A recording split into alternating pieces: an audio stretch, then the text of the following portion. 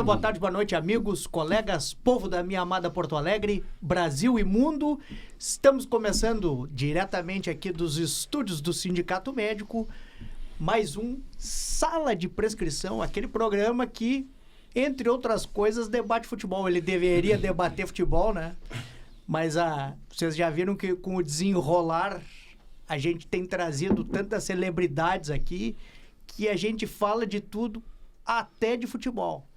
Hoje eu vou começar apresentando ele, né? Desculpe a doutora Alessandra Felicetti, que é a mulher do grupo.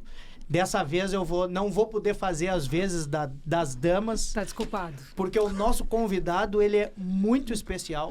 Para mim, especificamente, que segui muito ele, é um ídolo que eu tenho, torci muito por ele, sigo torcendo muito por ele, e principalmente por ele ser o cara de convicção que ele é. Acredito que a gente vai ter tempo para falar sobre isso, mas principalmente pelo que ele representa para o futebol nacional e principalmente para o futebol do Rio Grande do Sul. Acho que para todo o futebol do Rio Grande do Sul, mas obviamente com mais proximidade, uma proximidade muito grande da torcida gremista. E eu tô falando, vocês achavam que ele não ia vir, mas ele veio. Danley de Deus! Boa tarde, meu ídolo. Boa tarde, tudo certo? Que prazer estar aqui com vocês. Muito feliz, principalmente vendo aí que temos grandes gremistas apaixonados aqui nessa conversa. Vai ser boa a conversa desse jeito. Bom, então, doutor Fossari, o senhor me perdoe, mas então vou passar a palavra para a doutora Alessandra Felicetti para dar o seu bom dia, boa tarde, boa noite aí. A nossa rainha do Sala de Prescrição. Meu Deus. Bom dia, boa tarde, boa noite para todos. É uma honra estar sentada nessa bancada hoje. Eu tô do lado dele. O cara que eu torci muito na vida, o cara que honrou a nossa camiseta como poucos. Obrigado. Muito obrigada por estar aqui conversando com a gente. A gente está bem feliz. Nós e todos os gremistas que vão nos assistir, e tenho certeza que a nossa audiência agora vai bombar. Vai bombar, né, Jefferson? E à minha direita, o prazer, eu pedi e vocês acataram com o Fica Fossari. Então, doutor José Fossari, o Stallone do Sala de Prescrição. Isso é brincadeira, né? Se tivesse estabilidade financeira e o ídolo que ele é. Bom, Danley, prazer em recebê-lo aqui. Eu sou um dos diretores, a Alessandra da região metropolitana e o Jefferson também é um dos diretores. Eu lamento te decepcionar, mas eu sou colorado. Né? E sabe mais, tu é daqueles caras que eu... Porra, às vezes eu tinha vontade de torcer o pescoço, rapaz, daqueles grenais. Sabe por quê? Mas, Danley, tu é daqueles cara, que tá faltando hoje em dia. Não é por estar na tua presença. É cara que veste a camiseta, sabe? E lógico que eu não vou diabolizar ninguém. Nós vivemos numa relação profissional e como tal tem que ser encarado. Mas tu não vê o cara como naquela época que tu jogava, tu brigava, tu ia, tu xingava, tu fazia aquelas voadora. Voadora, aquelas relações que tu tinha com o teu time. Parabéns. Olha, eu acho que está faltando no Rio Grande do Sul é isso. Pessoas que tenham essa vontade, essa tesão para fazer as coisas. Porque até então nós temos um cara assim, o cara vem, ganha uma grana. Aliás, eu estava pensando uma coisa, aliás, que saudade eu tenho da Aurora da minha vida quando eu penso em ti, rapaz. Principalmente quando tu era jogador. Os caras ganham muito dinheiro agora, cara. Muito dinheiro, cara. Porra, eu acho que é bem diferente da tua época, né, Danley? Não, mudou bastante. Não dá para comparar. São tempos bem distantes, financeiramente falando, porque eu ainda sou, né, do tempo onde o passe era do clube e não do atleta. Aí, e foi em 2000, eu acho, 2001, quando a Lei Pelé virou, que começou ao atleta ser dono da sua própria vida. Até então, o dono do atleta era o clube, fazia o que quisesse. Bom, olha, eu quero ganhar tanto. Não, mas nós vamos pagar só menos tanto que tu quer. Só que se tu não aceitar, tu vai ficar encostado, sem treinar, sem jogar e acaba a tua carreira. O que tu prefere? Ganhar pouco ou não jogar mais? Era mais ou menos assim que a gente era tratado. E aí, quando tem essa questão da Lei Pelé, óbvio, tem um tempo de maturação aí da lei e o pessoal, como sempre, isso aí não vai dar certo, ou ninguém segue a lei, não, igual quando caía no início os clubes, né? Série A para B. Não, nós vamos fazer o tapetão. Chega uma hora que acabou isso e a coisa andou. A mesma coisa foi Lei Pelé. Os clubes acharam, não vai dar certo isso, a gente vai continuar mandando no atleta. Não vai.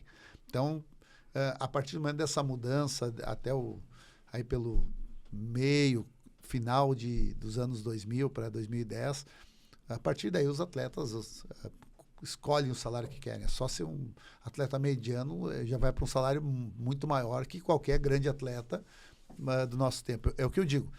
No tempo que eu joguei, para o atleta ganhar dinheiro suficiente para poder aposentar sem pensar em nada, tinha que ir para fora do país. Que aí era dólar, era euro, principalmente. Os contratos eram diferentes, né? Porque lá na Europa já era passe do atleta. O que demorou muito foi para isso acontecer no Brasil. Então, os atletas que iam para a Europa tinham aí sim essa independência financeira. Nós começamos isso em 2005, 2006, quando a lei começou realmente os clubes começaram a entender que, não tem volta, vamos ter que aprender a conviver com essa nova fase do futebol no Brasil. Né? Mas aí eu já estava com meus 30 e poucos, já estava num outro momento. E aí eu tive ainda essa questão de que, quando mudou a lei,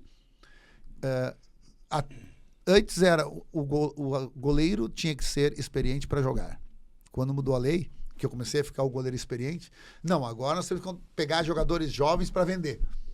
Então teve eu peguei bem aquela transição complicada, mas é verdade, hoje em dia o menino ganha em um mês o que nós atletas, principalmente aqui do sul do país, ganhávamos em 1 ano, 2 anos de contrato, eles ganhavam em um mês. É por isso que outra vez que eu estive aqui, convidado pelo nosso comandante Jefferson.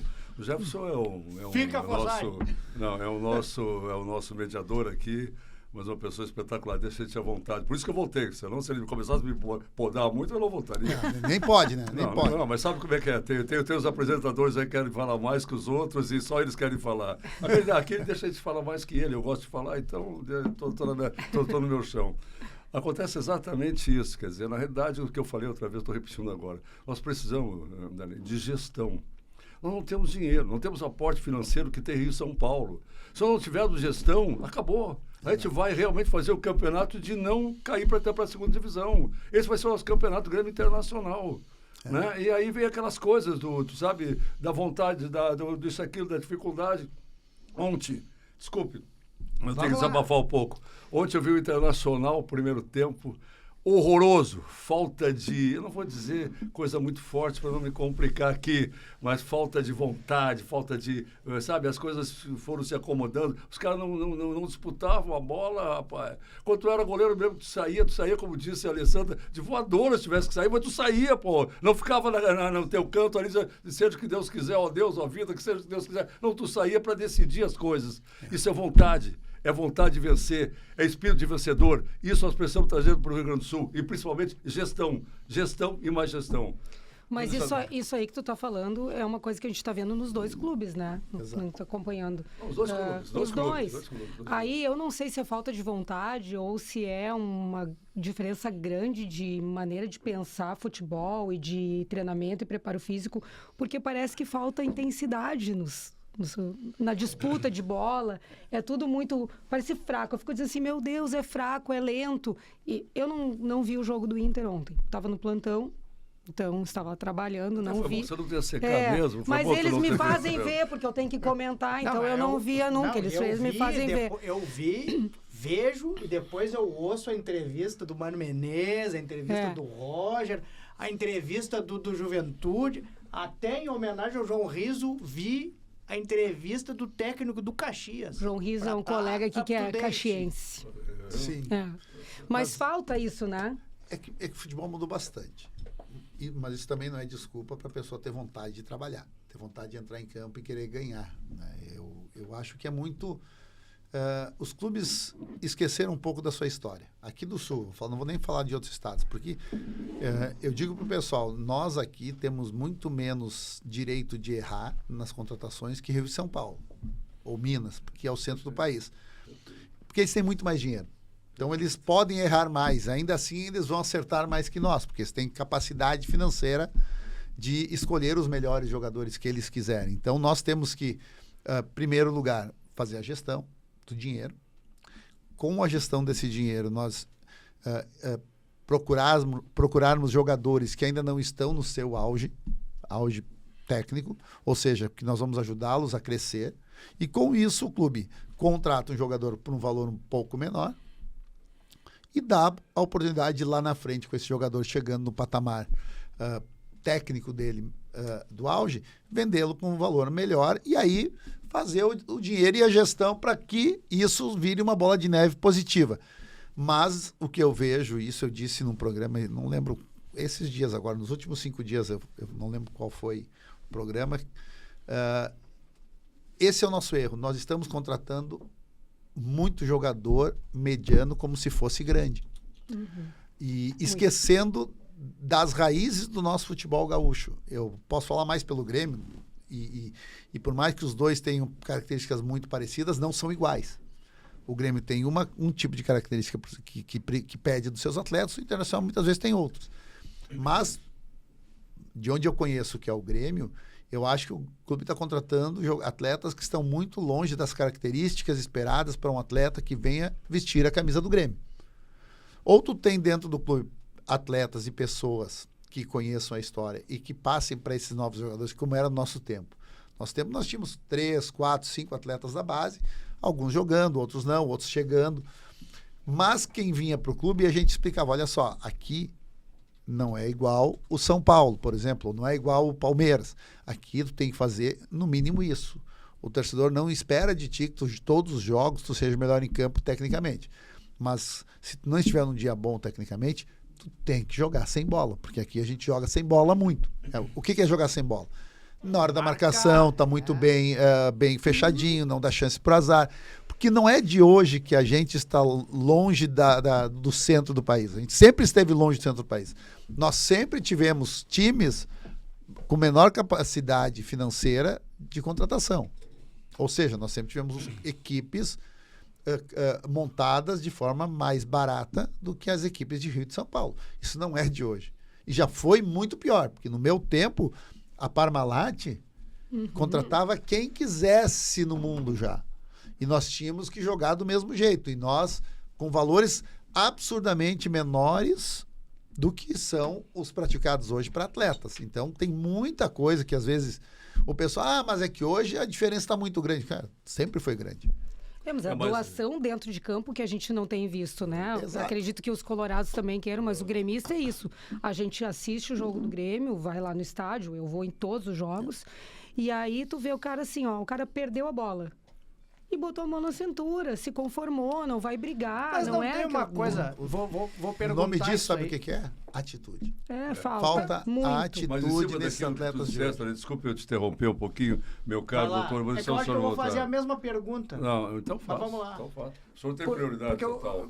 Uma pergunta que eu faço e que eu fiquei com a impressão do jogo de ontem, buscando esse gancho. Mas não existe essa preocupação do atleta e da comissão técnica? Pegando esse exemplo como um exemplo que é prático. O Inter agora tem, né, vai jogar agora contra o Fluminense, vai jogar contra o Flamengo, se não me engano, não vai? Fluminense. Então tem pedreiras e botando no papel e olhando na tabela, o Inter mais time do que o Vasco. Não existe essa preocupação de, olha, não vamos correr no limite para ninguém se machucar, vamos fazer um jogo mais de não dar tanta velocidade, porque a gente tem outras partidas decisivas aqui pela frente. Existe isso? Ou na hora do pega... Não. Apitou, sangue, vamos lá. É que depende do treinador. Depende da forma com que tu monta uma equipe antes. Normalmente, no nosso tempo, eu pelo menos era assim, eu sei que a maioria também, o nosso limite era lesão. Lesionou, sai.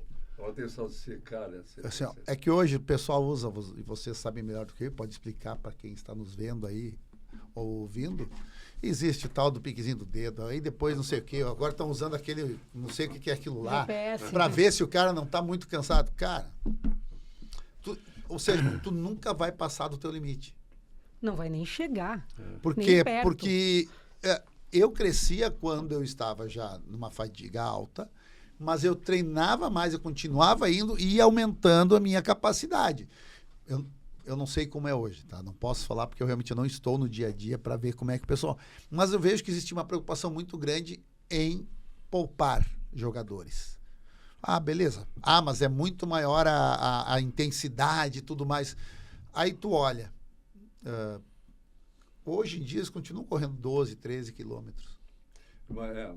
Só que muda, diz que é mais intensidade, pequenas...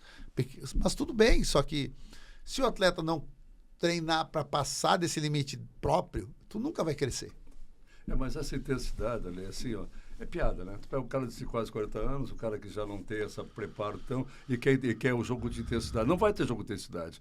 Falta técnico isso aí. Falta realmente o cara colocar um esquema para o time dele conforme os jogadores que ele tem. Exato. Porque eu quero intensidade. Pô, tu viu na Copa do Mundo aí dos times? Tudo cara jovem, intensidade total. Agora tu vai pegar que os caras aí, o Bruno Henrique, que vai correr de área a área, não vai. Mas eu queria voltar, não é bem a pergunta que o senhor fez, meu caro doutor Jefferson. Mas o senhor tem bom que teve duas perguntas já. O senhor tem prioridade, eu não vou ganhar cachê nenhum aqui, né?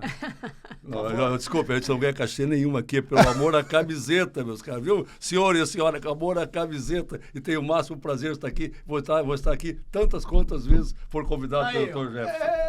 Mas, doutor Darley, é o seguinte, Darley, tu está dizendo uma coisa, rapaz, que eu concordo plenamente contigo. Ou seja, nós temos no sul do Brasil, no extremo sul, ou seja, Rio Grande do Sul, né, e somos os heróis. Olha o tempo que está aí fora. Pô, meu, é brincadeira, os caras de sol lá e nós aqui com essa lembrina. Mas voltando ao assunto do futebol, eu acho que aquilo que tu disseste, cara, nós não tem planejamento. Existe uma coisa de gestão, planejamento, ação, resultado. Não tem planejamento. Olha aqui, ó. Categoria sub-20, sub-20 ou sub-17 do Internacional? Tem sub-20, sub-17. Não, mas agora que caiu. Sub-20. Acho que é 20. Tá. Sub-20. É 20. Desculpa, sub-20. Foi rebaixado. O Grêmio quase foi rebaixado. Nós não temos dinheiro para comprar, nós temos que montar, formar jogador, pelo amor de Deus. E não temos condição de formar jogador. Nós queremos comprar jogador de fora, caríssimo. Ou tu acha que o Internacional tem condições financeiras de pagar para 2 centroavantes que não são finalizadores 4 milhões por mês, 4 milhões por mês, 2 milhões para cada um. Não tem coisa assim como o Grêmio muitas vezes diz que o Grêmio, em curto espaço de tempo, contratou 50 jogadores. Isso é brincadeira, é brincadeira. É falta de planejamento, de gestão. Acho que 98 milhões foi gasto. Agora, como é que nós temos um time sub-20 que foi rebaixado? E tu quer o quê? Tirar de quem? De quem dali? O Grêmio quase foi rebaixado. Nós temos a contramão da contramão do bom senso da lei. Não te parece isso? Olha, é totalmente certo o que tu está dizendo. Eu posso falar porque hoje eu estou fazendo os cursos de gestão desportiva da CBF, da Academy. Eu tenho curso de treinador de futebol de base. Hoje eu estou apto a treinar equipes até 20 anos, né, sub-20. Mas o mais importante disso é que tu aprende. Nesse tempo, eu tive a oportunidade, até vai ser agora no segundo semestre, um livro meu e do Dr. André Lopes. Um livro técnico, tá? Um livro científico, não é um livro de oba-oba, de achismo, como o pessoal diz. E ele vem diretamente em encontro a isso que tu está me dizendo, porque foram 20 anos de pesquisa científica do doutor e atrelado a minha vida. A minha vida começou quando? Quando eu tive 2 anos de idade. Meu pai e meus tios todos eram atletas semiprofissionais no Tupi, lá de Criciúmal. Então, eu sou filho de um atleta semiprofissional. Vivi todas as fases de categorias de base, desde a escolinha de um clube, e consegui chegar a ser um atleta profissional por 16 anos, 17 anos profissional. Ou seja, são 22, 23 anos de carreira. E ainda tive a oportunidade de ver e ser pai de um atleta que, nas categorias de base, tomou decisão de não seguir carreira. Ele ficou 6, 7 anos no Grêmio, desde os 10. com 16 para 17, tomou a decisão de Goleiro que... ou... Goleiro. Goleiro. E exatamente aquilo que o pessoal diz, olha, não importa o que ele fizesse, nunca era o suficiente. E ele estava lá porque era meu filho, não porque ele era capaz. Quando, na verdade, Era o contrário. o próprio Mazzaropi me disse, quando ele tomou a decisão de desistir por causa de tudo isso, que tecnicamente ele era melhor que eu. E é verdade. Ele tinha uma base melhor do que a minha. Mas não quis. Ou seja, nós pegamos um estudo científico de 20 anos, do Dr. André Lopes, aqui gaúcho, inclusive professor da CBF Academy. Ele dá aula em todos os níveis, inclusive na Pro, onde os treinadores profissionais tiveram que fazer a sua carteira. E pegou a minha história, tudo aquilo que eu vivi, e quando a gente começou a ter as reuniões e bater a visão científica dele, de todos os dados que ele tinha durante os 20 anos, com a história que eu tive de 27 anos do futebol, as conclusões eram exatamente as mesmas. As mesmas. Ou seja, o que eu posso dizer em relação a isso? Se você não começar um trabalho diretamente na base, ou seja, do menino de 6 a 8 anos, tu não vai chegar com 17 com um menino formado e pronto para jogar futebol. O que tem de errado, que aparentemente eu não estou dentro para falar, porque eu posso estar sendo injusto com alguém, seja de Grêmio, de Inter ou de qualquer outro clube. Mas eu vejo que, infelizmente, não tem metodologia, não tem sistema de trabalho, não tem formação ou formatação de um jeito de se trabalhar no clube que venha diretamente ligado à forma com que o clube no profissional pretende trabalhar. O treinador não fica um ano. Como é que tu vai montar uma metodologia para chegar no profissional? Então, tu tem que pensar, num clube como o Grêmio, ele acabou metodologia para que ele chegue até os 20 anos pronto para qualquer formatação de trabalho. Que no Barcelona não precisa disso. O Barcelona tem uma metodologia de trabalho do profissional e não muda, não importa o treinador que venha. Ele só contrata treinadores que pensam o futebol mais ou menos parecidos. Aqui no Brasil é mais complicado. A gente sabe que aqui tudo é mais difícil. Tu acha que algum dia a gente vai chegar nisso? Eu acho que é possível. Quando tiver pessoas nos departamentos de futebol ou que trabalhem no futebol com coragem de aguentar a pressão inicial. Porque vai existir uma pressão inicial, porque para te chegar a isso, o início do trabalho será conturbado. Será conturbado. É igual um médico. Tu não nasce sabendo fazer uma cirurgia. Tu não nasce sabendo operar. Tu não nasce sabendo o que tu vai fazer com o teu paciente. Tu começa, tu estuda, tu te prepara, tu vai junto com médicos mais experientes que vão te dando a capacidade de entendimento e aí tu vai formando a tua visão daquilo e vai daqui a pouco se tornar melhor do que quem te ensinou. Mas tu não nasce sabendo. O futebol é a mesma coisa. O atleta tem o dom, mas o dom do atleta não é 10%. O resto é formação, é capacidade de tu ensiná-lo da melhor forma possível para que ele chegue aos 17 anos praticamente pronto. E dos 17 aos 20, seria quase uma residência. Sim. Onde tu vai... A lapidação que o Renato fala. O final, só que não pode ser com 20 tu começar essa lapidação. Com 20 ele tem que estar jogando para ser vendido com 23. Infelizmente, nos nossos clubes, com 20 eles começam... O profissional lapida um pouquinho, vai lá e faz a sintonia fina, como se diz, né? Para com 23 começar a jogar... Aí com 25, aí já é velho para a Europa. Então nós estamos, infelizmente, com a metodologia, não sei se errada ou atrasada, ou sem metodologia. E isso eu posso falar hoje porque toda essa experiência que eu adquiri, principalmente com os cursos que eu estou fazendo há 3 anos, e eu não parei, e vou continuar fazendo, porque uma coisa é a experiência de campo, outra coisa é tu pegar tudo que tu tem de conhecimento, atualizar com aquilo que vem sendo feito hoje. E assim, óbvio que da maioria das coisas que eu pego em cada um desses cursos da CBF Academy, eu vou pincelando coisas que para mim são importantes diante daquilo que eu tenho de dentro de campo. Porque vir aqui, eu, Derlei, que não sou médico, nunca fui, falar sobre medicina com vocês, eu vou ter que, né, É a mesma coisa, só que eu tenho que aprender sobre o futebol. Eu tenho 25 anos, 27 anos, mas agora eu estou com toda essa questão de por quê? Por que eu dei certo? Por que outro não dá? Cara, porque lá no início, sem saber, eu acabei fazendo um trabalho de 6 a 12 anos que o pessoal não faz normalmente, mas eu fiz na minha escola. Minha escola me deu essa capacidade de não só jogar futebol. Se fosse só jogar futebol, eu não teria muitas outras propensões que eu acabei tendo de melhoria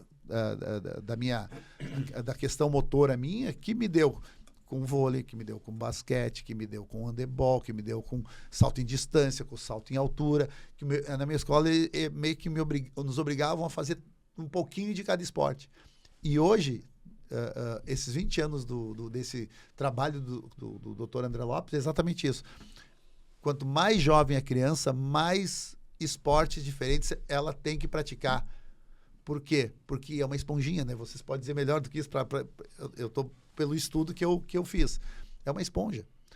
Quanto mais ele adquirir de conhecimento, entre aspas, conhecimento que eu digo, motor, para ele, isso lá no futuro vai fazer diferença, e é aquela diferença da sintonia fina entre tu ser o melhor ou o médio.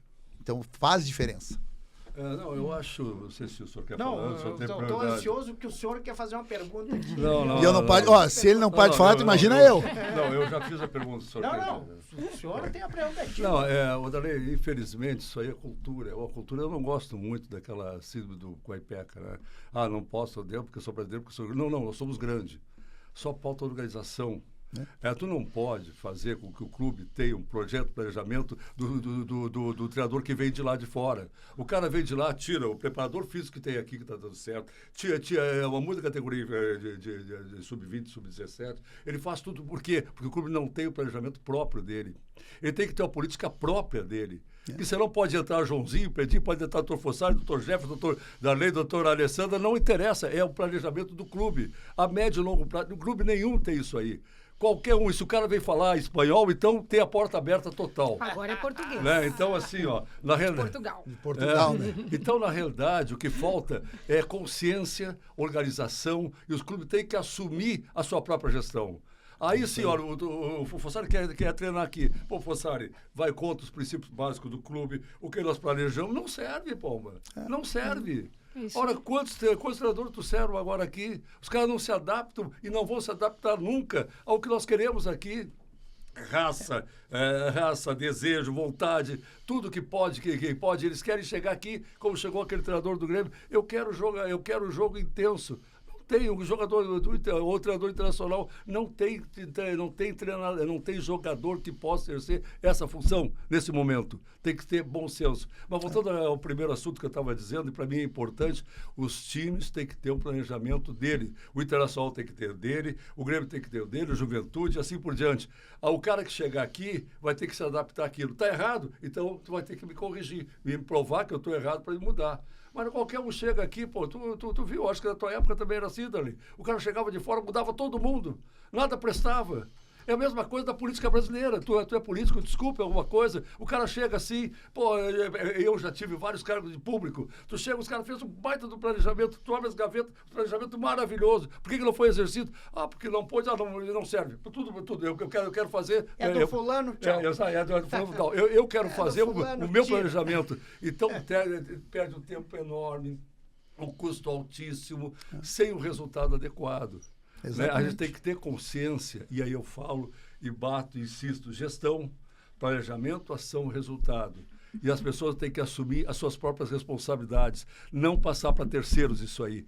É aquela coisa, não, eu fui mal porque veio o treinador de lá, eu não pensava que ele fosse tão ruim assim. Não, ele não foi capaz de analisar aquele treinador que veio e o trabalho dele deixou 4, 5, 6, 1 ano, até o time quase ir para a segunda divisão, para poder se acordar. Nós não podemos, vai viver assim, Brasil. Mas isso aí é a gestão que ele está falando, né? Assim é dinheiro por fora e tudo. O presidente que é eleito para 3 anos, ele tem que ter um projeto, pelo menos para esses 3 anos, uma convicção, ter cabelo no peito, como o Denis Abraão diz, para peitar. O Denis! O Denis Abraão fala isso. E é isso, é assim, o meu projeto é esse, eu tenho convicção neste treinador e nós vamos insistir com esse. Aí a imprensa começa aqui a minar, 2, 3 resultados ruins, demite o treinador. E aí, mas- num ano, mas tu isso- tem 3, 4 é que treinadores. tem Não que ter- tem como Isso dar que eu certo. queria perguntar pro Danley, porque ele tá, de certa forma, e ele vai nos dizer qual é o envolvimento que ele tá, nós estamos às portas de uma outra eleição, uma outra sucessão no Grêmio, e houve uma reacomodação dos vetores sociais lá dentro, na medida que entrou a questão da compra da arena, não compra da arena, mas enfim, Sim. que entrou o Marcelo Marques na história. Qual que vai ser a tua participação nisso? Como que tu tá vendo? E, principalmente, os ex-atletas, eles não deveriam estar mais no dia a dia do clube para fornecer essa sua experiência? Poderiam. Vamos começar pelo final. Poderiam, mas também tem que se preparar para isso. É o que eu estou fazendo. Não estou dizendo que eu vou estar ou que eu quero estar, mas eu acho que se for para um dia estar, nós temos que estar preparados. Eu sei que a experiência de dentro de campo, nada, não tem curso, não tem sala de aula que consiga passar 10% do que acontece. Mas só isso, por si, ajuda, mas não ajuda no que a gente está falando aqui. Pensamento a longo prazo. Pode ajudar aqui um atleta a aprender a chutar a bola, outro atleta aqui, mas o próprio jogador de futebol, o próprio atleta, ele tem também que ir atrás de mais conhecimento, principalmente da parte que a gente tem o dia a dia, futebol, o vestiário. Mas como é que tu vai montar isso tudo como trabalho, como visão, como pensamento? Ou seja, tu tem que pegar tudo que está na tua cabeça e colocar cada situação no seu lugar. O planejamento que a gente tanto fala. Então, tu tem que ter um equilíbrio nisso. Né? E às vezes o pessoal, como é que está fazendo hoje em dia o equilíbrio? Pega um cara mais técnico, né, que não é da prática, sim da teoria, e joga com o cara da prática. Mas aí precisa de 2 pessoas. Tu vai pagar 2 pessoas para isso. Então, se nós, ex-atletas, tivéssemos mais interesse em nos preparar, ir atrás de conhecimento, para que nós mesmos fizéssemos essa separação do que é o que a gente passa no livro, é o que é para ser feito a cada momento da vida do atleta, desde os 6 anos até os seus 20. É a mesma coisa com a pessoa. Bom, eu tenho que saber o que eu preciso. Para isso é planejamento, é metodologia, é todo um processo. Então também o jogador tem que se ajudar, tem que merecer estar naquele espaço, naquele cargo. Né? Muitos já estão fazendo, diferente de antigamente. Hoje o pessoal já está procurando muito mais conhecimento para que esteja pronto no momento que for chamado. Mas também tem que ter o outro lado. Isso vai para a política como para o futebol. Tu não pode fazer um planejamento só para os teus 3 ou 4 anos de trabalho. Ou seja, presidente de clube, ou seja, governador, ou seja o que for. E eu posso dizer isso porque eu fiz isso, eu tive uma oportunidade agora, há 2, 3 anos atrás, de ser convidado para ser o secretário de esporte do Estado. Peguei uma secretaria que há mais de 20 anos era inoperante. Não é inoperante porque o cara não era competente ou tudo mais, é por N motivos daqui a pouco, ou por nunca pensar mais do que o tempo que ele ficaria ali. E quando tu pensa em curto prazo, normalmente tu não chega num resultado que venha trazer algo de significativo para as pessoas, para frente. Isso vale para o futebol também. Esse curto prazo de 3 anos, muitas vezes, tu erra demais, porque tu não tem convicção do que tu está fazendo. Tu acredita que aquele cara vai resolver o teu problema imediato. E não existe resolução de problemas imediatos para questões estruturais antigas ou maiores. Então, eu tive essa experiência pela primeira vez na minha vida. Eu fui para o executivo e foi uma experiência, para mim, magnífica. Por quê?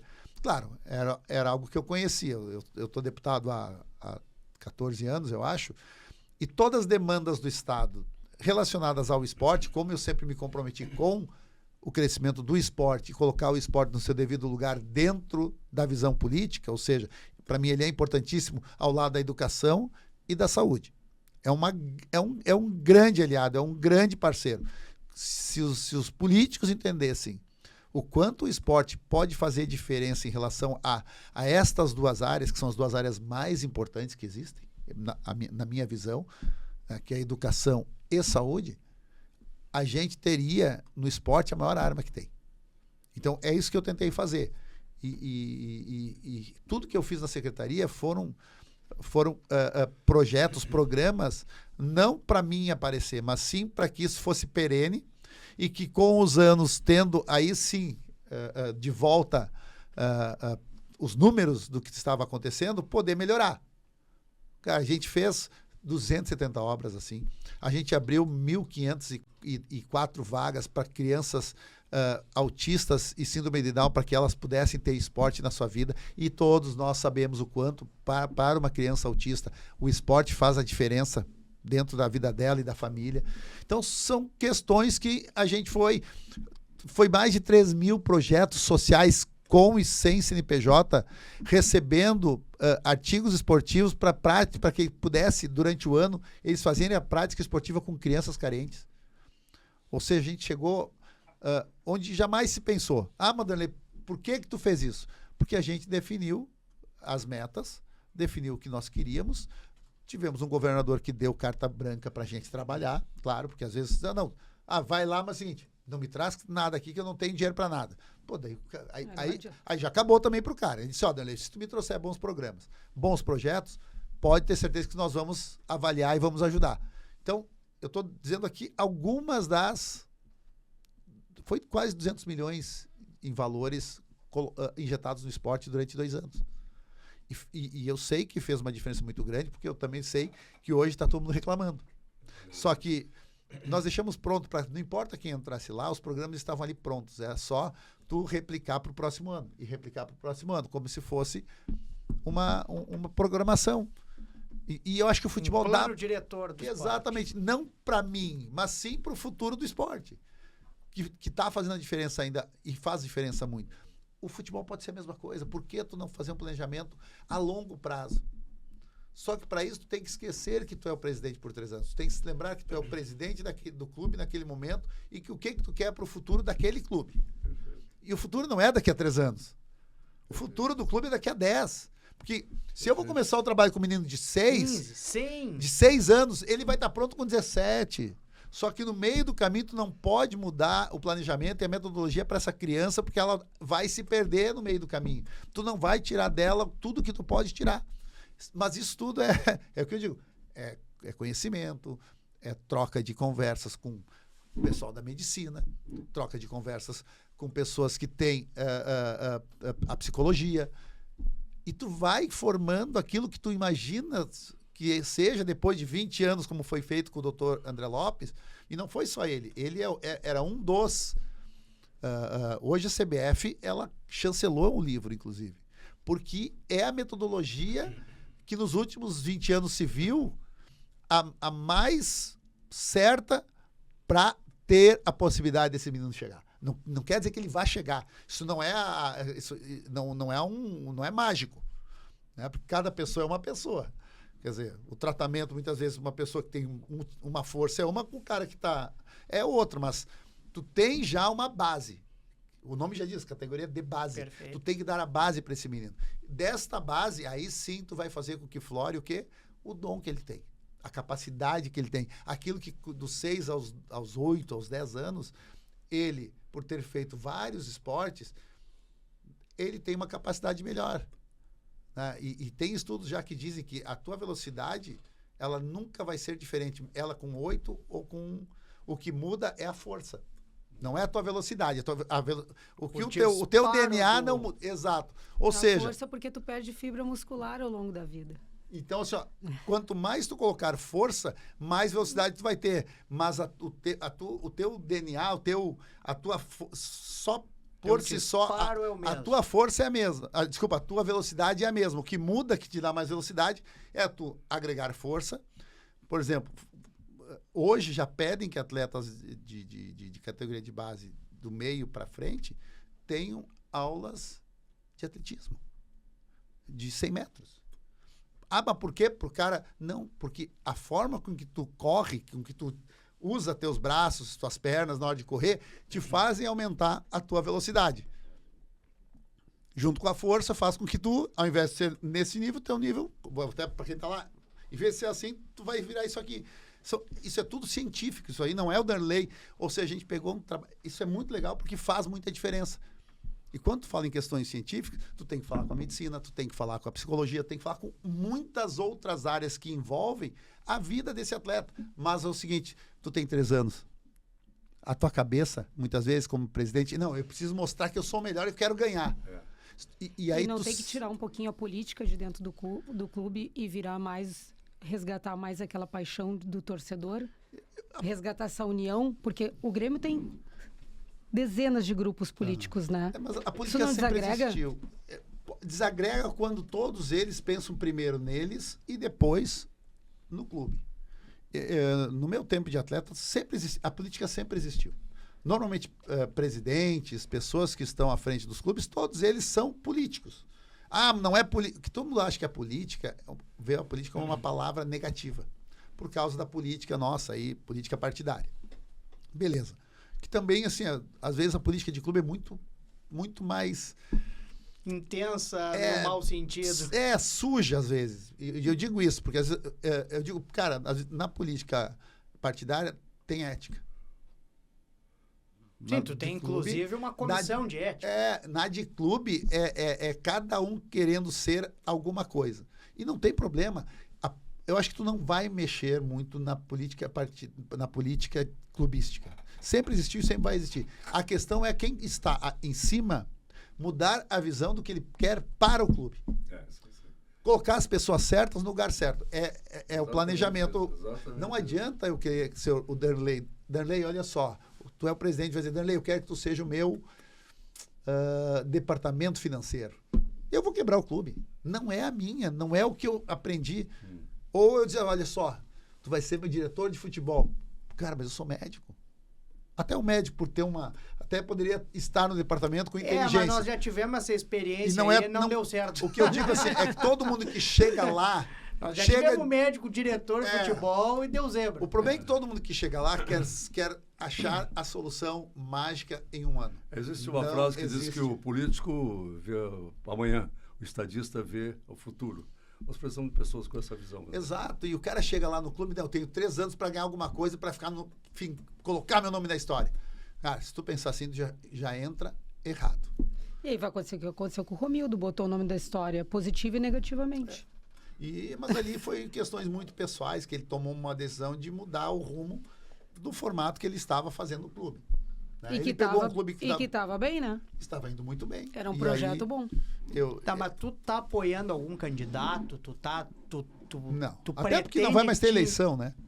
Bom, mas tu pretende te Desculpa, não tem envolver havido uma possibilidade. Porque a legislatura vai até o fim do ano que vem.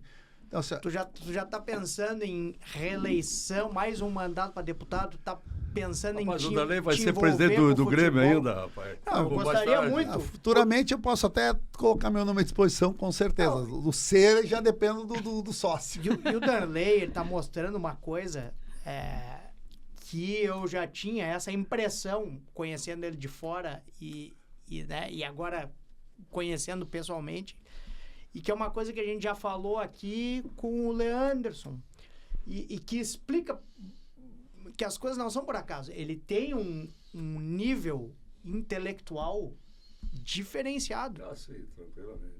E é isso que faz ele pensar, e quem pensa chega a soluções. Mas então, a gente vê isso, né? Que o Leanderson falou isso. Ele falou muito de cognição, né, Jefferson? Então eu quero muito o Darley presidente, porque o Darley... os caras que se destacam, os caras têm um nível cognitivo acima diferente. de tudo, ele é muito inteligente. Dá pra ver isso. Dá pra ver que isso fez diferença na vida dele. Mas a gente, na arquibancada, a gente sempre falou, o Darley está se preparando para ser presidente do Grêmio. A gente espera isso, tá? Não, eu também espero que um dia eu governador, esteja... Agora não vai dar, porque a tua concorrência, né? Eu não, só quer me botar em fria. Só fria. Não, eu tenho em relação assim, todo mundo acha sempre que dentro do Grêmio, politicamente, eu apoio alguém. Até hoje, para te ver como é forte o meu nome, que o pessoal fica botando um monte de coisa para fora sem falar comigo. Eu apoiei até hoje um candidato a presidente na história. Um só. Uma vez só. Que foi o Dr. Fábio Koff. Numa eleição que ele teve acho que foi contra o Odoni, a última dele. Acho que foi contra o Odoni, não tenho certeza. Foi contra o Odoni. E eu o apoiei porque é uma pessoa que eu conheço, eu acredito, e eu sei o quanto esse cara tem essa capacidade de planejamento para o futuro. Como ele sempre fez. E sem fazer loucura. Sempre tentando equilibrar contas, fazer com que o clube não gaste mais do que arrecada, para não piorar a vida financeira, né, que o clube tem. Né, diferente de muitos outros que fazem loucura. E depois disso, eu nunca apoiei o próprio Romildo, eu nunca apoiei ele. E não é por mal, não apoiei porque assim, eu, por ser um ex-atleta, eu sei o que eu tenho aí um poder perante os torcedores do Grêmio, porque eles gostam de mim, eu sei que eu posso ajudar e daqui a pouco muita gente diz, até mudar uma eleição. Beleza, exatamente por isso que eu prefiro não entrar muito nisso. Mesmo todo mundo diz, o Derlei politicamente dentro do Grêmio é muito forte, porque me colocam como forte, não porque eu quero ou porque eu peço isso. É natural. Tanto que eu não apoiei o presidente Romildo, não apoiei o Guerra, e não pretendo apoiar, até porque agora nós não teremos mais eleição. A eleição, para mim, está Definido. Está definido. Eu acho que vai ser aclamação, não vai ser nem eleição. Mas isso torna a eleição do Conselho Deliberativo do clube muito mais importante. Mais importante por quê? Porque nós também sabemos que na história do Grêmio ou de qualquer outro clube, qualquer presidente aclamado, se no Conselho Deliberativo ele tiver uma maioria muito grande, ele simplesmente faz o que quer. Como diria o próprio Denis, ele patrola. Ele faz o que quer. E toda vez que um presidente do Grêmio teve um poder tão grande, nesse sentido que é ter o Conselho Deliberativo praticamente todo com ele, isso foi prejudicial para o clube. E não houve uma vez que teve algo positivo.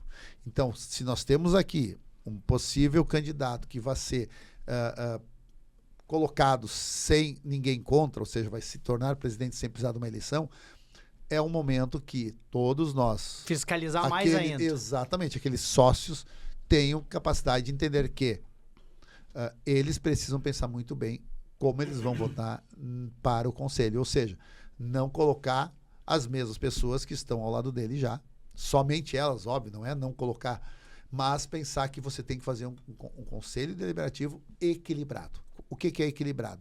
Que tenha uma visão muito mais pensando no futuro do clube, para que seja lá quem for, não passe dos seus limites, não gaste além do que o clube depois vai poder pagar, para não começar a ter dívidas maiores.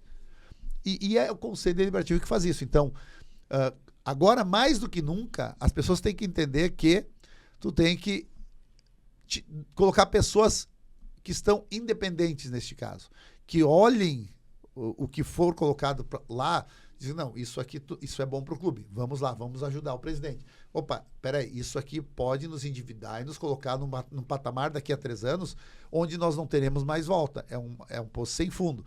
Não, então isso aqui nós não podemos aceitar que aconteça. É mais ou menos a mesma coisa que acontece um prefeito com um vereador, um deputado estadual com um governador, ou um deputado federal e senadores com o presidente da República. Tu tem que ter um equilíbrio, por quê? Porque o clube é mais importante que qualquer presidente, o clube é mais importante que qualquer um de nós. E ele precisa ser preservado. E como é que tu preserva? Com o equilíbrio do Conselho Deliberativo, que aí sim, nós teremos, pelo que eu entendi, esse ano 6 chapas. Uma que é do candidato, possível futuro presidente do Grêmio, e mais outras 5 com pessoas com ideias que venham.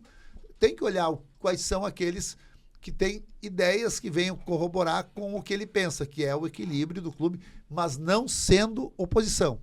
Que eu acho que assim, no momento que tu tem um presidente do clube, eu não consigo conceber. Mas eu sou oposição porque eu perdi a eleição. Cara, acabou a eleição, tu é conselheiro. Mas foi isso que eu quis dizer com tirar a política. Exato. Né? Porque isso acabou eu a acho eleição... muito estranho ser oposição. Oposição a quem? Ao clube? Ao clube, porque eu não sou é o do clube. presidente. E a gente sabe que às vezes tem gente minando de dentro porque perdeu, né? A gente sabe que Isso acontece, infelizmente. Pode acontecer, mas quanto menos pessoas assim nós tivermos, é melhor para o clube. Ou seja, eu hoje sou conselheiro. E eu não sou oposição a ninguém. Eu não sou situação nem oposição. Tu é o quê? Tu tá com o presidente ou tu é oposição? Eu disse, cara, eu sou gremista. Eu vou lá, eu vejo o que está sendo colocado para nós, conselheiros, e eu sei pesar o que é bom ou não para o clube. Se eu acho que é algo que no momento não é bom para o clube, eu vou ser contra. Entendeu? Uma Eu não vou coisa ser a favor. contraponto, não a oposição. Óbvio. Né? Mas se for bom pro clube, cara, mas eu sou oposição, eu não vou votar isso. Cara, mas é bom pro clube. Entendeu? Primeiro clube. Se é bom pro clube, eu sou a favor. Perfeito. Eu não tenho lado. Eu não tenho lado. Tenho só um clube que eu quero que ande o melhor possível. E é isso que eu acho que no Grêmio, no Inter e muitos outros clubes, tá? Não é uma questão só nossa, estão colocando em primeiro lugar os seus interesses e não os interesses do clube. E é por isso que eu nunca vou ser oposição a nenhum presidente ou a ninguém. Eu vou ser ali a pessoa que vai pesar. E dar um contraponto, porque é importante se ter é um ruim contraponto. se é uma coisa que pode ser ruim para o clube no futuro, eu vou dizer, olha, peraí, vamos segurar um pouquinho, não é o momento. Por exemplo, SAF. Eu sou totalmente contra a SAF no Grêmio. Então, se vier um presidente querendo tratar de SAF e colocar uma SAF para votar, para liberar, eu vou ser contra. Mas digamos que daqui a, 8, 10 anos, eu continuo lá sendo conselheiro. E eu vejo que a solução para o clube é o caminho para que o Grêmio não acabe, não se termine. Cara, eu não tenho problema em ser a favor. Mas no momento eu acho que não é bom. Então pode vir o presidente que for, da forma que for, eu serei hoje contrário a uma SAF. Até porque o Grêmio, eu acredito que o problema no Grêmio não é a falta de dinheiro, e sim a falta de gestão. É o equilíbrio das contas. O emprego do dinheiro na área. Exatamente. certa. É isso aí. Convicção nas contratações. Doutor Fossari, solta o lateral aí que o senhor tá louco para perguntar. Não é perguntar. Tá no fim o programa já? Não, mas nós vamos. A Cláudia sempre me mostra o papelzinho, Não, mas então eu deixa. ignoro. Mas pro final, então. Vai pro final. Não, eu ignoro. Deixa aí. Darley, Tu tá quase que nem o jogador que o Ah. treinador tá lá na beira do campo mandando ele fazer uma coisa e ele tá lá dentro fazendo outra. É quase isso aí. A gente... Viu, presidente? Jogador viu, indisciplinado. É. Eu quero denunciar, o senhor, a senhora que está vivendo, uma agressão que estou recebendo nesse programa. No final. Ih, declarações bombásticas, hein? Eita! Mas enfim, Isso é para segurar a audiência. a gente tá quase se encaminhando pro fim. E Darley, o público quer que a gente... O público exige que a gente te faça aquelas perguntas e volte para aquele Darley atleta que, né? Que na nossa geração, então, é o que está na nossa cabeça, o Darley atleta. Sim. E, primeira coisa, por que Darley? De onde veio o nome Darley? Olha, pelo que minha mãe me falou, também fiz essa pergunta para ela. O meu nome era para ter sido o Biratã. Te salvou, então. Viu? Podia ser Já pior. pensou defender o Biratã? Bira, pior. Ia ser o Bira. Mas sabe por quê? Porque eu sou filho de família de alemão, meu pai tem 1,92 m, e existia o maior jogador brasileiro de basquete da história, era o Biratã, Certo? que lá nos anos 50. Isso. E o meu pai queria fazer uma homenagem a ele. Porque eu disse, vai ser grandão, vai ser alto, vai ser o Biratã. Só que quando eu nasci lá, uma amiga falou que ia botar o nome do filho de Darley. Darley. E a minha mãe adorou o nome. Mas como ela não queria roubar ou copiar o nome da amiga, até porque já tinha nascido, ela resolveu botar Darley. E o meu pai aceitou e virou Darley. Por isso. Mas diz ela que é muito porque ela gostou de ouvir o nome Darley, mas preferiu, para não ser igual, botar um N ali depois do A. Mas para narrador, depois eles se não. acostumaram, mas deve ter No sido início, difícil no início. No início, cara, eu ouvia de tudo. Imagina os paulistas que tem o R diferente, às vezes. No início foi complicado. Hoje não, hoje já tá normal. E uma coisa, Sim, hoje... né? Tu consagrou o nome, né? Sim, até tem Darley que jogou de atacante. Não, tem dois no mesmo time hoje, na Ponte Preta. A Ponte Preta tem um zagueiro e um atacante com o nome Darley. Isso, tanto que acho que foi a Globo de lá, me chamaram, fizeram videoconferência e tal, para fazer uma entrevista comigo, para entender isso aí. E os dois Darley. Tudo Darley. O Darley, até hoje ele joga, mas ele joga na linha. Então, 2 em 1, Darley. Primeiro, a opção sempre foi o gol, e a segunda, eu sei, pelo que eu ouço os nossos amigos em comum contar, que tu não joga no gol. Não sou goleiro. Então, a pergunta é, tu acha que se tu jogar no gol do teu time de futebol, tu vai, assim, fazer tanta diferença? Ou daqui a pouco tu não quer dar a prerrogativa de alguém fazer um gol e dizer, fiz um gol no Darley, ou nenhuma dessas opções? Eu acho que quando é trabalho a gente tem que ser remunerado. Não, por isso que ele é político, ó. Não, não. Ele deu a Tu trabalha. resposta. Cara, a minha vida inteira foi no gol, jogando, profissionalmente. Eu não vou saber brincar no gol. Né? Hoje eu sou um atleta amador igual todo mundo. Se eu estiver ali no gol, eu não vou brincar. E eu sei que eu já faço inimigo jogando na linha. Porque eu sou de brigar, não gosto de perder. Capaz, a gente nem desconfiava que o Darley era de brigar. No gol, eu sei que eu iria de uma forma mais Intensa, mais agressiva. Fora Como do seria escopo, como atleta. Assim, porque claro. a brincar com o pessoal tem uma ideia de que o futebol profissional é igual o que a gente brinca. Não é nem perto. Até porque no futebol profissional ninguém vai na bola. Todo mundo vai pra matar ou morrer. Hoje em dia nem tanto. Alguns aí parece brincadeira. Tem mais câmera. Mas né, e tal. assim...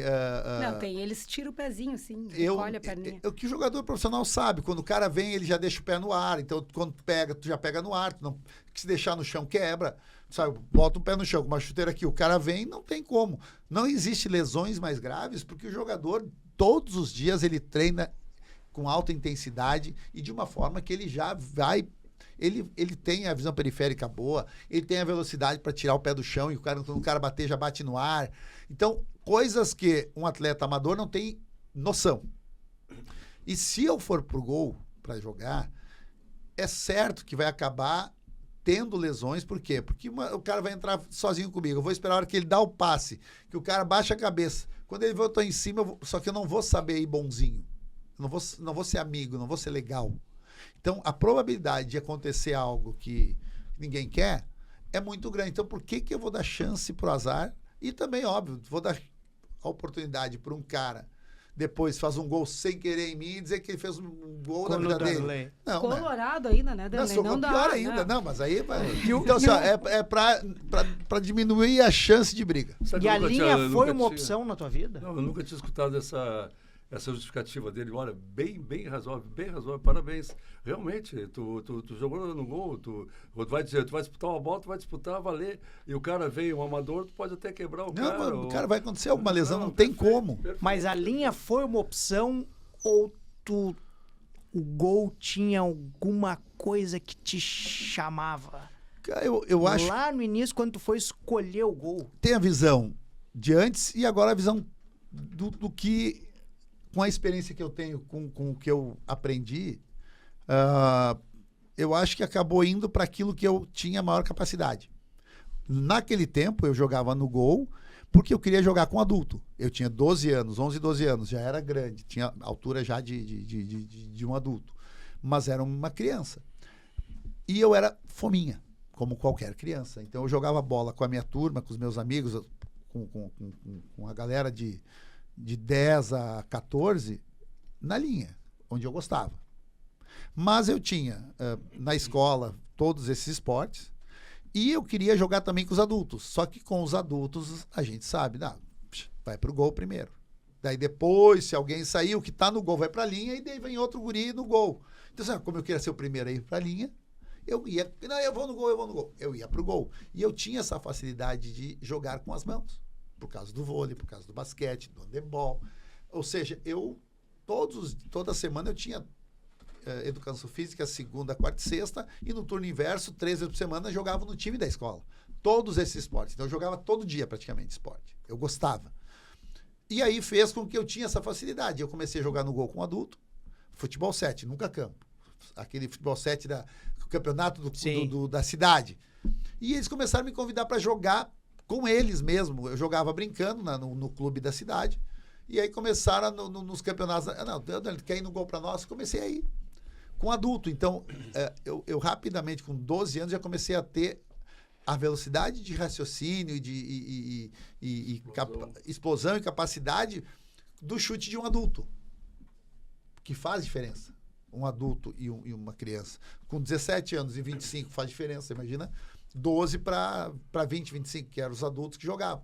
Então eu já comecei a ter essa diferença na velocidade de ir na bola, o chute mais forte, eu já perdi o medo muito cedo. E aí apareceu a oportunidade de fazer um teste no Grêmio, eu vim e aí fui galgando como qualquer outro menino. Foi a família gremista mesmo. Uma turma sim, outra não. Mas eu acho que no final todo mundo virou, quem não era. Sim. Eu era, porque o meu tio foi campeão do mundo pelo Grêmio. Tá. Meu tio, irmão do meu pai, é goleiro, reserva do Mazzaropi. O meu tio foi campeão brasileiro em 81, reserva do Leão.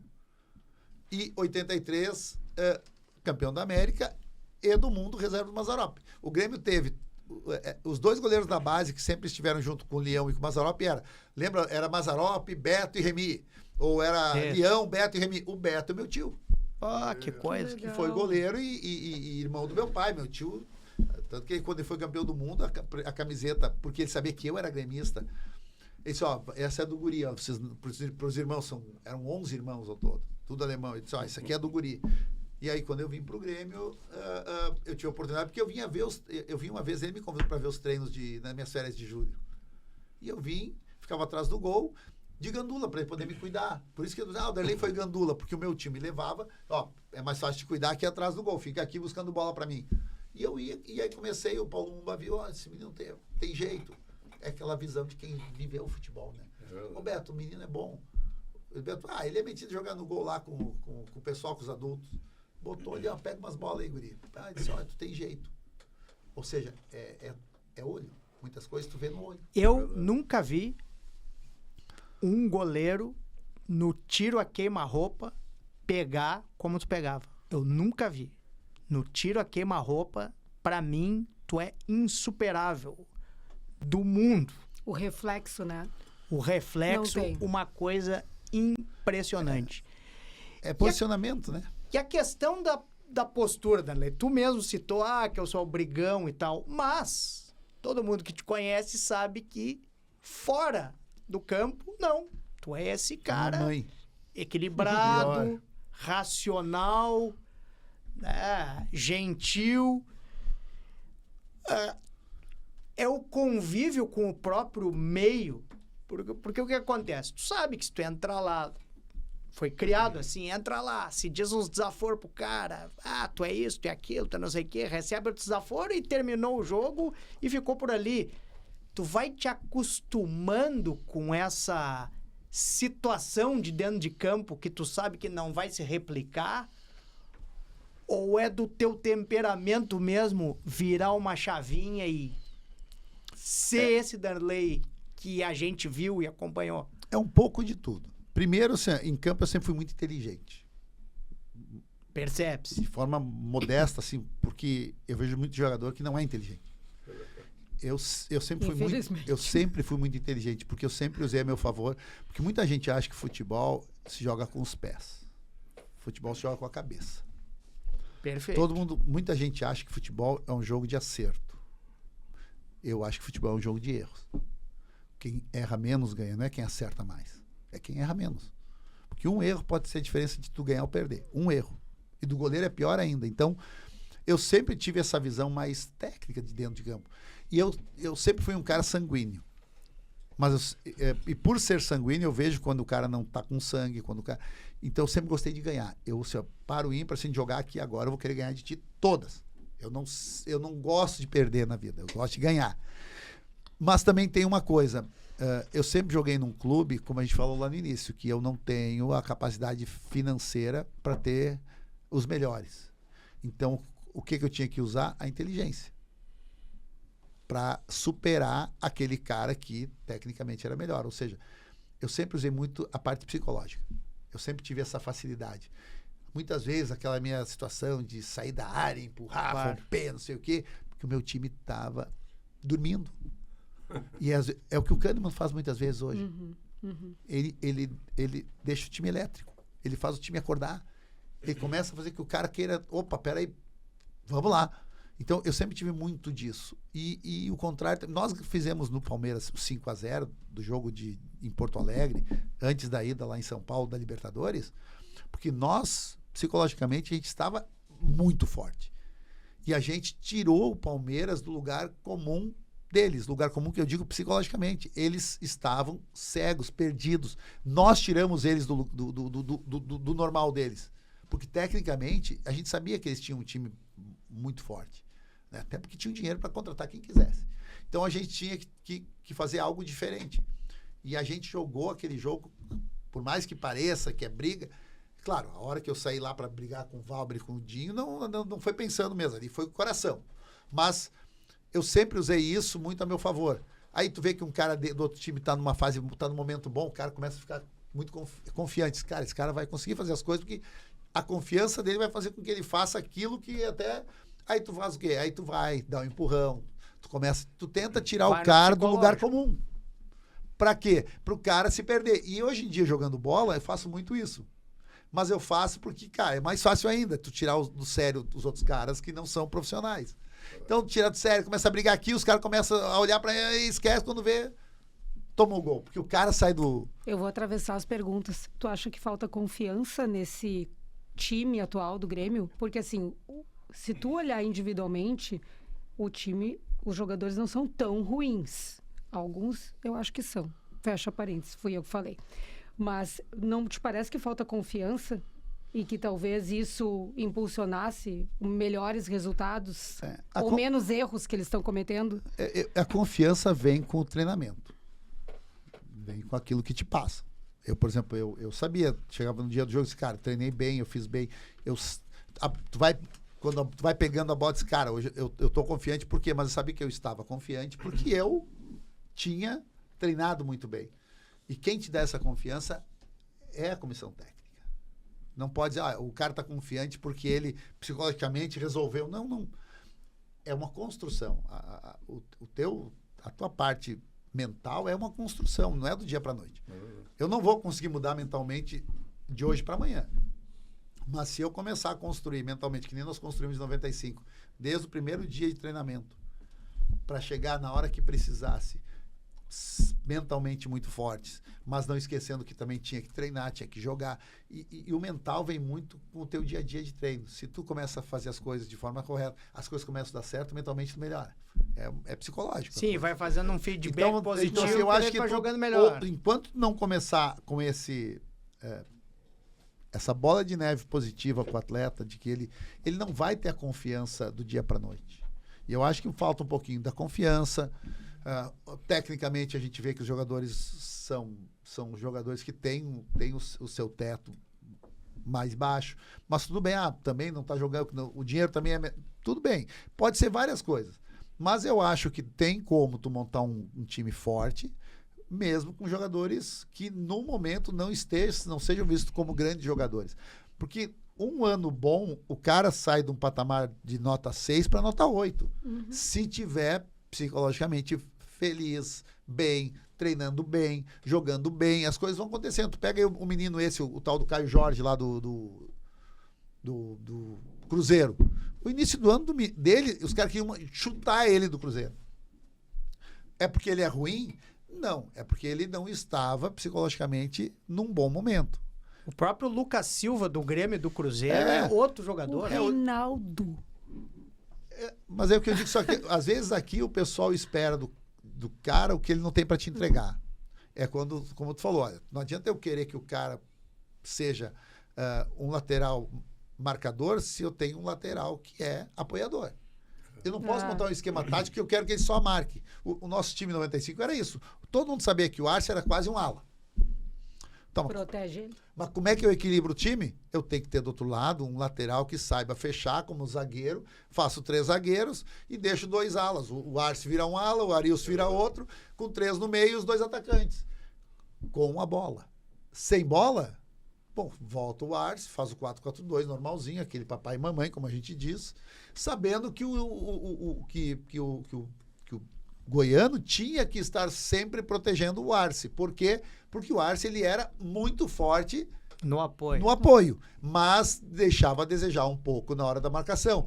Por quê? Porque, cara, tu não tem como... É difícil... Se tu é as duas coisas, é bom na marcação e bom no apoio, tu vai ser a seleção brasileira durante 20 anos. E ele ainda assim foi, porque ele não era ruim na marcação. É que ele era tão bom no ataque que a gente... Pô, o cara não tem como ir e vir o tempo todo. É humanamente impossível para qualquer ser humano. Então, quando ele vem, tem que descansar. E aí a gente colocava ali o Goiano, que era um motorzinho também, que tinha uma capacidade de pulmão muito boa, e o ajudava. Aí vinha o Paulo Nunes, não deixava chegar o lateral contra ele. A gente... Era um time, né, Darley? Era equilíbrio. Era um time. Mas se o cara não entender isso do seu jogador... É aquilo que a gente tá falando, é a cognição, é entender o jogo. Jogava enxergar como um o time, jogo. né? Jogava um pelo outro, né? E saber o que teu colega é capaz de fazer. Eu acho que tem... Porque a gente nem lembra, né, que tinha uma deficiência de marcação do Arce. Porque não tinha, porque ele não deixava acontecer a deficiência. Porque ele sempre estava protegido. Tu entende? Sempre estava protegido. Essa é a ciência, tirar das pessoas o que ela pode ajudar. Óbvio. Esse caso, digamos, ele não é um bom marcador, supera isso com alguém que possa fazer essa cobertura dele. Agora, se deixar, como o próprio Internacional, atualmente o lateral esquerdo dele, né? O Bernabé é um ótimo apoiador, mas um defensor muito, muito limitado. Se não tiver apoio ali, vai ser um buraco.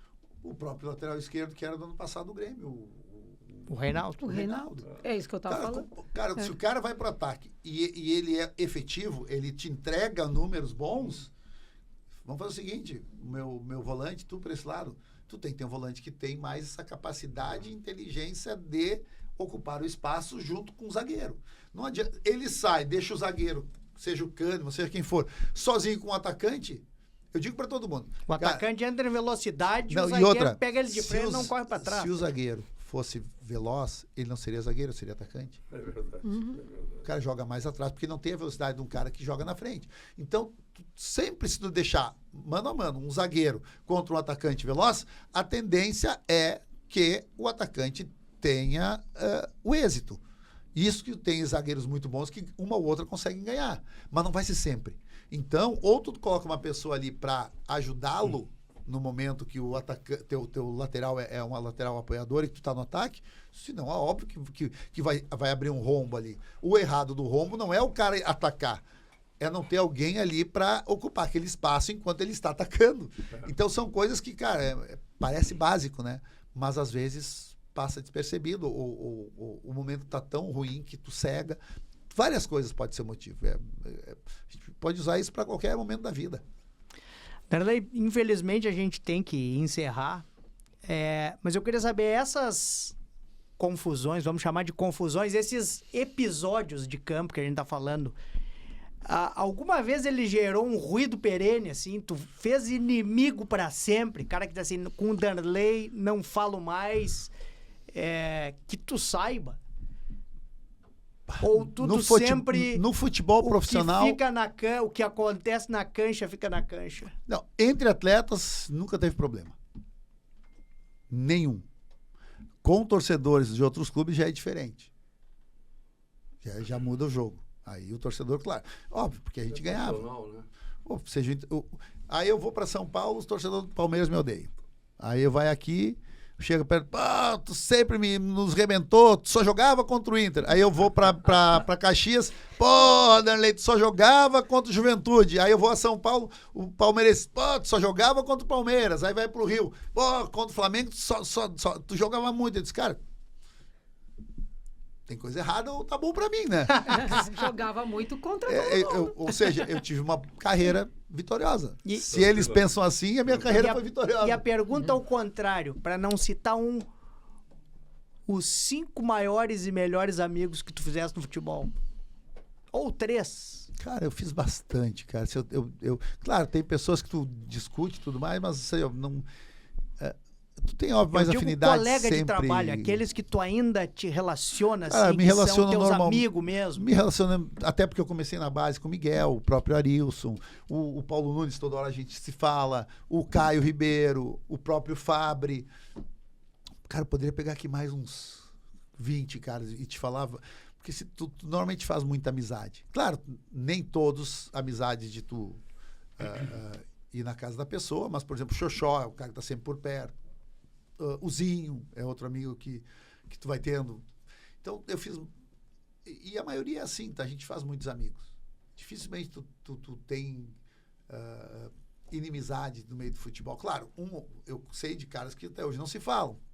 Mas aí são motivos alheios só ao dia a dia do jogo. Tem questões pessoais também misturadas e tudo mais. E mesmo assim também não é nada demais. É bobagem. Entre os eu acho que eu faço mais de mim jogando bola hoje, que os caras ficam brabinhos do que no tempo que eu jogava bola com meus colegas de trabalho. Doutor Fossari, eu vou lhe dar as honras, então, de ser o a primeiro a fazer as considerações finais. Não, eu primeiro quero ver se a produtora me dá um tempo a mais para denunciar essa agressão que estou recebendo nesse programa. Pode ser, bom. Primeiro assim, por favor, o câmera, foca no tupete do Jefferson, por favor. Foca no tupete do Jefferson. Agora foca em mim para te ver a diferença. Aí não é possível, isso é agressão, né? Sabe, tem uma piada aí que eu acho sensacional, vou ter que falar um minutinho só. Só o senhor, mas o senhor, né, que tem pouco cabelo como eu, ou quase nenhum, que vai valorizar isso que eu vou dizendo. Nós que temos pouco cabelo, cada fio, ele é muito importante pra gente. Eu fico mais no banheiro, provavelmente, mexendo com meus fios, do que estou com o teu tupete. Aí o cara disse que tinha 5 fios, caiu um fio, ficou com 4 fios de cabelo dali. E ele gosta de sair uniforme. O cara que é careca só ele vê aqueles fios. Ele botava 2 para a direita, 2 para a esquerda, olhava no espelho, porra, eu tô uma tesão, tô bonitaço pra caramba. Saía. Um dia ele acorda, rapaz, caiu um fio, ficou só com 3. O que ele fez? Pô, botou 2 para a direita, 1 para a esquerda, pô, vai ficar muito assimétrica a coisa. Arrancou aquele fio, ficou só com 2 fios. Botou o fio para a direita, o fio para a esquerda, olhou no espelho, tô bonito mesmo, saía. Um dia ele acorda, só tinha um fio, rapaz. Ele disse, olha, vá merda, você é escabelado mesmo.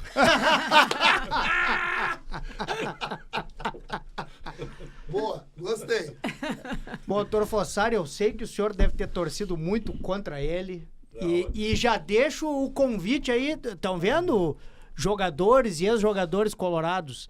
Isso aí é que esse é um cara de personalidade, é vir aqui no programa e falar sobre as suas ideias. Mas eu tenho certeza que o senhor gostou muito de conhecer o cidadão, o homem Darley. Exato, Darley, eu realmente já mais às vezes vi no Grenal, que inclusive te chamou aquele cara que era o ponteiro direito internacional, fez aquela... O cara foi expulso, o Fabiano. Foi muito bem feito. Meu amigo, ali, né? Sabe? Amigo, até meu amigão. Agora, inclusive está trabalhando e faz um baita trabalho na Secretaria do Esporte. Ah, é? Tá trabalhando lá, trabalhou comigo, eu trouxe ele para a secretaria, eu já sabia que ele lá no 7, é um cara que faz um trabalho fenomenal. Durante as enchentes, então, cara, ele dormia lá para ajudar as pessoas. Então. Ele é meu amigaço, Fernando. O Fabiano, desculpa. Mas ele ficou um ano sem falar comigo por causa daquela expulsão. Mas foi muito bem encaminhado. Eu fiquei também muito assim, indignado. Mas tu fizesse certo, estava no teu time. Mas Darley, assim, estou te conhecendo pessoalmente, fiquei encantado. Tu é um cara equilibrado. E aquilo que tu falou, Jefferson, que com o tempo as pessoas vão evoluindo, lógico. O campo de futebol é uma coisa, é uma guerra lá dentro, tem que ser, cada um defende o seu. Mas o cara, isso é criação, é personalidade, é caráter, né? Hoje eu vejo o Darley um político, um belo político, né? Levando as necessidades do Estado do Rio Grande do Sul lá na Câmara de Deputados, Darley.